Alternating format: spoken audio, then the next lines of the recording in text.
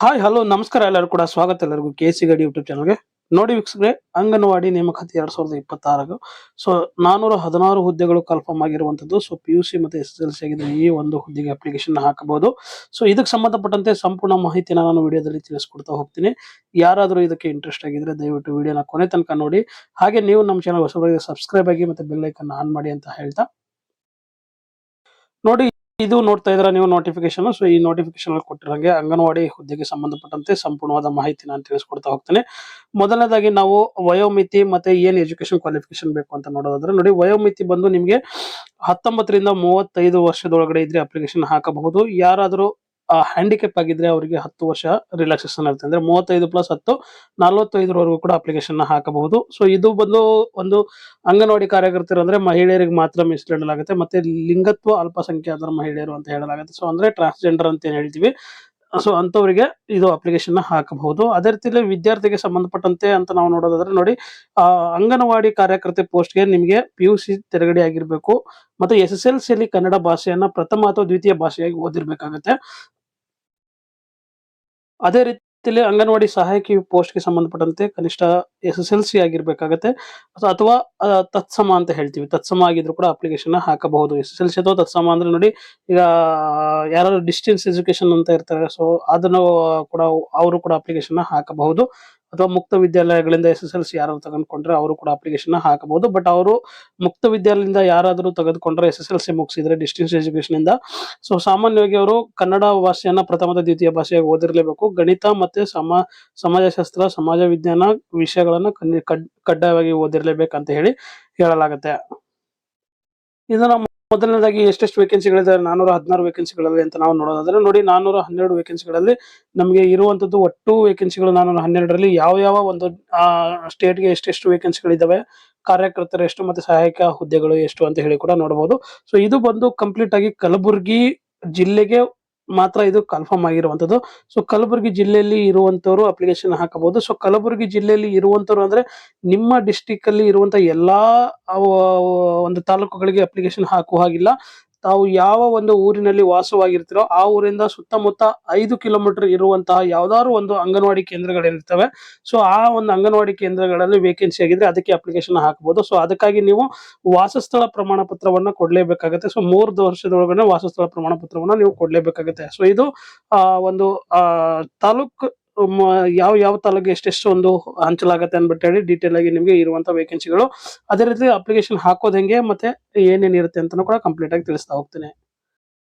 ಏನೇನ್ ಡಾಕ್ಯುಮೆಂಟ್ಸ್ ಬೇಕು ಅಪ್ಲಿಕೇಶನ್ ಹಾಕಕ್ಕೆ ಅಂತ ಹೇಳೋದಾದ್ರೆ, ನೋಡಿ ಮೊದಲನೇದಾಗಿ ನೀವು ಆನ್ಲೈನ್ ಅಲ್ಲೇ ಸಲ್ಲಿಸಬೇಕಾದಂತ ಅರ್ಜಿ ಏನಿದೆ, ಸೊ ಆನ್ಲೈನ್ ಅಲ್ಲಿ ವೆಬ್ಸೈಟ್ ಅಲ್ಲಿ ಹೇಗೆ ಸಲ್ಲಿಸೋದು ಅಂತ ಕೊನೆಯಲ್ಲಿ ಹೇಳ್ತೀನಿ. ಸೊ ಆ ಒಂದು ಅರ್ಜಿನ ಫಿಲ್ ಮಾಡ್ಬೇಕಾಗತ್ತೆ. ಅದ್ರ ಜೊತೆಗೆ ನಿಮಗೆ ಜನನ ಪ್ರಮಾಣ ಪತ್ರ ಅಥವಾ ಜನ್ಮ ದಿನಾಂಕ ಇರುವಂತ SSLC ಅಂಕಪಟ್ಟಿ ಅಂತ ಹೇಳ್ತೀವಿ. ಸೊ SSLC ಮಾರ್ಕ್ಸ್ ಕಾರ್ಡ್ ಕೊಡಬೇಕು. ಅದರಲ್ಲಿ ನಿಮ್ಮ ಡೇಟ್ ಆಫ್ ಬರ್ತ್ ಮೆನ್ಷನ್ ಆಗಿರ್ಬೇಕು. ಡೇಟ್ ಆಫ್ ಬರ್ತ್ ಮೆನ್ಷನ್ ಆಗಿಲ್ಲ ಅಂದ್ರೆ ನೀವು ಜನ್ಮ ಪ್ರಮಾಣ ಪತ್ರವನ್ನ ಕೊಡಬೇಕಾಗತ್ತೆ. ಸೊ 2 ಡಾಕ್ಯುಮೆಂಟ್ಸ್ ಆಯ್ತು. ಮೂರನೇದಾಗಿ ನಿಮ್ಮ SSLC ಮಾರ್ಕ್ಸ್ ಕಾರ್ಡ್ ಇದೆ, ಅದು ಕೂಡ ನಾನು ಆಲ್ರೆಡಿ ಹೇಳಿದೆ. ಅಂಕಪಟ್ಟಿ ಕೊಟ್ರೆ ಎರಡು ಒಂದೇ ಡಾಕ್ಯುಮೆಂಟ್ ಆಗುತ್ತೆ. ಅದೇ ರೀತಿ ಮೂರನೇದು ಬಂದು ನಿಮ್ಗೆ ತಹಸೀಲ್ದಾರ್ ಅಥವಾ ಉಪ ತಹಸೀಲ್ದಾರ್ ಇಂದ ಪಡೆದಂತಹ 3 ವರ್ಷದೊಳಗಿನ ವಾಸಸ್ಥಳ ದೃಢೀಕರಣ ಪತ್ರ ಅಂತ ಹೇಳ್ತೀವಿ. ಸೊ ರೆಸಿಡೆನ್ಷಿಯಲ್ ಸರ್ಟಿಫಿಕೇಟ್ ಅಂತೀವಿ, ಅದು ನಿಮಗೆ 3 ವರ್ಷದೊಳಗಡೆ ನೀವು ಪಡ್ಕೊಂಡಿರುವಂತದ್ದು. ಅದು ಒಂದು 4ನೇ ಒಂದು ಡಾಕ್ಯುಮೆಂಟ್ಸ್ ನೀವು ಕೊಡ್ಬೇಕಾಗತ್ತೆ. ಅದಾದ್ಮೇಲೆ ನಿಮ್ಗೆ ಇನ್ಕಮ್ ಮತ್ತೆ ಕ್ಯಾಸ್ಟ್ ಸರ್ಟಿಫಿಕೇಟ್ ಬಂದು ನೀವು ಕೊಡ್ಬೇಕಾಗತ್ತೆ. ಸೊ ಜಾತಿ ಪ್ರಮಾಣ ಪತ್ರ ಅಥವಾ ಆ ಒಂದು ಇನ್ಕಮ್ ಸರ್ಟಿಫಿಕೇಟ್ ಅಂತ ನಾವು ಹೇಳ್ತೀವಿ. ಸೊ ಇನ್ಕಮ್ ಸರ್ಟಿಫಿಕೇಟ್ ಆಗಿದ್ರು ಕ್ಯಾಸ್ಟ್ ಸರ್ಟಿಫಿಕೇಟ್ಗಳು ಎರಡು ಕೂಡ ಕೊಡ್ಬೇಕಾಗತ್ತೆ. ಇನ್ನ 4ನೇದಾಗಿ ನಿಮ್ಮ ಆಧಾರ್ ಕಾರ್ಡ್ ಆಗಿರಬಹುದು ಅಥವಾ ನಿಮ್ಮ ಮತದಾರರ ಚೀಟಿ ಆಗಿರಬಹುದು, ಅಂದ್ರೆ ರೇಷನ್ ಕಾರ್ಡ್ ಆಗಿರಬಹುದು, ಮತದಾರರ ಚೀಟಿ ಆಗಿರಬಹುದು.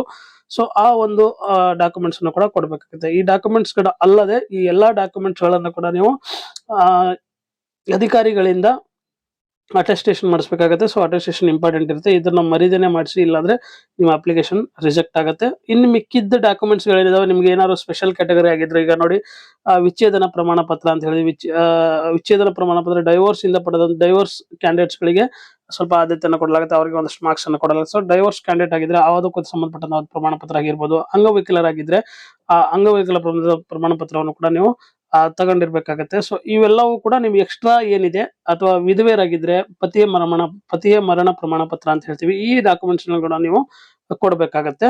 ಸೊ ಅದ್ರ ಜೊತೆಗೆ ನಾನು ಹೇಳಿದಂತ ಫಸ್ಟ್ ಸ್ಟಾರ್ಟಿಂಗ್ ಅಲ್ಲಿ ಏನ್ ಹೇಳಿದೆ ಅಷ್ಟು ಡಾಕ್ಯುಮೆಂಟ್ಸ್ ಕೂಡ ನಿಮಗೆ ಕಂಪಲ್ಸರಿ ಇರಲೇಬೇಕು. ಇನ್ನು ಎಕ್ಸ್ಟ್ರಾ ಏನಿದೆ ಅಂದ್ರೆ ಎಕ್ಸ್ಟ್ರಾ ನಮಗೆ ಎಕ್ಸ್ಟ್ರಾ ಅಡ್ವಾಂಟೇಜ್ ಬೇಕು ಅನ್ನೋದಿದ್ರೆ ಆ ಒಂದು ರಿಸರ್ವ್ ಕ್ಯಾಟಗರಿಗೆ ಹೋದ್ರೆ ಸೊ ಆ ಕ್ಯಾಟಗರಿಗೆ ಸಂಬಂಧಪಟ್ಟಂತ ಒಂದು ಡಾಕ್ಯುಮೆಂಟ್ಸ್ ಅನ್ನ ಕೂಡ ನೀವು ಕೊಡ್ಬೇಕಾಗ್ತದೆ.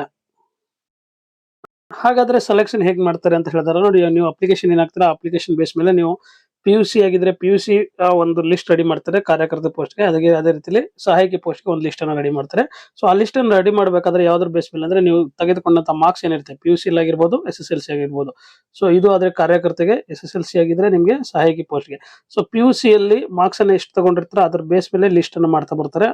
ಅದೇ ರೀತಿಲಿ ಕಾರ್ಯಕರ್ತ ಪೋಸ್ಟ್‌ಗೆ SSLC ಎಷ್ಟು ಮಾರ್ಕ್ಸ್ ತಗೊಂಡಿರೋ ಅದ್ರ ಬೇಸ್ ಮೇಲೆ ನಿಮ್ಗೆ ಒಂದು ಲಿಸ್ಟ್ ಅನ್ನ ರೆಡಿ ಮಾಡ್ತಾರೆ ಅಕಾರ್ಡಿಂಗ್ ಟು ದಿ ರ್ಯಾಂಕ್. ನೀವು ಜಾಸ್ತಿ ಹೆಚ್ಚು ಅಂಕ ಯಾರು ಜಾಸ್ತಿ ಪಡೆದಿರ್ತಾರೆ ಅವ್ರಿಗೆ ಫಸ್ಟ್ ರ್ಯಾಂಕ್ ಇರುತ್ತೆ. ಅದೇ ರೀತಿಲಿ ರ್ಯಾಂಕ್ ವೈಸ್ ಅನ್ನ ಅನೌನ್ಸ್ ಮಾಡ್ತಾ ಬರ್ತಾರೆ. ಸೊ ಅದಾದ್ಮೇಲೆ ನಿಮ್ಗೆ ಆ ರ್ಯಾಂಕ್ ವೈಸ್ ಸೆಲೆಕ್ಷನ್ ಮಾಡ್ಬಿಟ್ಟು ನಿಮ್ಗೆ ಕರೀತಾರೆ. ಸೊ ಅಂದ್ರೆ ನಿಮ್ಮ ಒಂದು ಸೆಲೆಕ್ಷನ್ ಪೋಸ್ಟ್ ಕರೀತಾರೆ. ಸೊ ಅದಾದ್ಮೇಲೆ ನಿಮ್ಗೆ ಜಾಯ್ನಿಂಗ್ ಇರುತ್ತೆ. ಸೊ ಅಪ್ಲಿಕೇಶನ್ ಹಾಕೋದು ಹೆಂಗೆಪ್ಪ ಅಂತ ಹೇಳೋದಾದ್ರೆ ವೆಬ್ಸೈಟ್ ಇರುತ್ತೆ. ಸೊ ವೆಬ್ಸೈಟ್ಗೆ ಹೋಗ್ಬಿಟ್ಟು ನೀವು ಸೆಲೆಕ್ಟ್ ಮಾಡ್ಬೇಕಾಗತ್ತೆ ಯಾವ ಒಂದು ಊರು, ಯಾವ ಒಂದು ಅಂಗನವಾಡಿ, ಎಷ್ಟೆಷ್ಟು ಇದಾವೆ ವೇಕೆನ್ಸಿಗಳಂತ ಅಲ್ಲಿ ಡಿಸ್ಪ್ಲೇ ಆಗುತ್ತೆ. ಸೆಲೆಕ್ಟ್ ಮಾಡಿದ್ರೆ ನೀವು ಅಪ್ಲಿಕೇಶನ್ ಹಾಕ್ಬೋದು. ಸೊ ಇಲ್ಲಿ ಒಂದು ಲಿಂಕ್ ಏನ್ ಕಾಣಿಸ್ತದೆ, ಈ ಲಿಂಕ್ ನಿಮಗೆ ಕಳಿಸ್ತೀನಿ, ಡಿಸ್ಕ್ರಿಪ್ಷನ್ ಲಿಂಕ್ ಕಟ್ಟಿರ್ತೀನಿ. ಇಲ್ಲಿಂದ ಹೋಗಿ ರಿಜಿಸ್ಟರ್ ಮಾಡ್ಕೋಬಹುದು ಅಥವಾ ಯಾವ್ದಾದ್ರು ಒಂದು ಸೈಬರ್ ಸೆಂಟರ್ ವಿಸಿಟ್ ಮಾಡೋದು ಕೂಡ ಆಗುತ್ತೆ. ಸೊ ಮೊದಲನೇದಾಗಿ ಇಲ್ಲಿ ನೋಡೋದಾದ್ರೆ ನೋಡಿ ಸೆಲೆಕ್ಟ್ ಡಿಸ್ಟ್ರಿಕ್ಟ್ ಅಂತ ಇದೆ. ಸೊ ಡಿಸ್ಟ್ರಿಕ್ಟ್ ಅನ್ನ ಸೆಲೆಕ್ಟ್ ಮಾಡಿ ನೀವು ಯಾವ ಡಿಸ್ಟ್ರಿಕ್ಟ್ ಅಂತ ಹೇಳಿ. ಸಪೋಸ್ ಈಗ ನಾನು ಗುಲ್ಬರ್ಗದ ಬಗ್ಗೆ ಮಾಡ್ತಾ ಇದ್ದೀನಿ ಅಂದ್ರೆ ಸೊ ಕಲಬುರಗಿ ಅಂತ ಸೆಲೆಕ್ಟ್ ಮಾಡಿ. ಅದಾದ ನಂತರ ನಿಮ್ಮ ಪ್ರಾಜೆಕ್ಟ್ ಯಾವುದು, ಸೊ ಯಾವ ಒಂದು ತಾಲೂಕಲ್ಲಿ ಬರ್ತೀರಿ ಅನ್ನೋದನ್ನ ಕೂಡ ಇಲ್ಲಿ ಸೆಲೆಕ್ಟ್ ಮಾಡಬಹುದು. ಸೊ ಮೊದಲು ನಾನು ಕಲಬುರಗಿ ಅರ್ಬನ್ ಸೆಲೆಕ್ಟ್ ಮಾಡ್ತೀನಿ. ಅದಾದ್ಮೇಲೆ ನೋಟಿಫಿಕೇಶನ್ ನಂಬರ್ ಬರುತ್ತೆ. ಸೊ ನೋಟಿಫಿಕೇಶನ್ ನಂಬರ್ ಅದೇ ಬರುತ್ತೆ, ಇದು ಸೆಲೆಕ್ಟ್ ಮಾಡ್ಕೊಂಡು ಅದಾದ್ಮೇಲೆ ನಿಮ್ಮ ಪೋಸ್ಟ್ ಯಾವ್ದಕ್ಕೆ ಪೋಸ್ಟ್ ಆಗ್ತಾ ಇದೀರಿ ಅನ್ನೋದು ಕೂಡ ಇದೆ ನೋಡಿ. ಇದು ಲಾಕ್ ಆಯ್ತು, ಅಂಗನವಾಡಿ ಹೆಲ್ಪರ್ಸ್ ಇದೆ.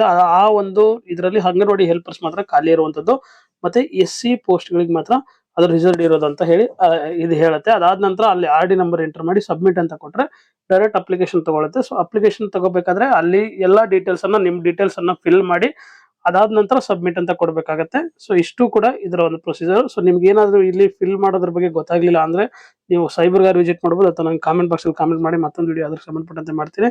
ಸೊ ಈ ಒಂದು ಅಂಗನವಾಡಿ ರಿಕ್ವೈರ್ಮೆಂಟ್ ಗೆ ಸಂಬಂಧಪಟ್ಟಂತೆ ಸಂಪೂರ್ಣವಾದ ಮಾಹಿತಿಯನ್ನು ಕೊಟ್ಟಿದ್ದೀನಿ ಅಂತ ನಾನು ಅನ್ಕೋತೀನಿ. ಏನಾದ್ರು ಡೌಟ್ಸ್ ಇದ್ರೆ ಕಾಮೆಂಟ್ ಬಾಕ್ಸ್ ಅಲ್ಲಿ ಕಾಮೆಂಟ್ ಮಾಡಿ ಅಂತ ಹೇಳ್ತಾ ಇವತ್ತಿಗೆ ಇಷ್ಟು. ಮತ್ತೆ ಸಿಗೋಣ ಇನ್ನೊಂದು ಹೊಸ ವಿಡಿಯೋ ಜೊತೆಗೆ. ಅಲ್ಲಿವರೆಗೂ ಬಾಯ್.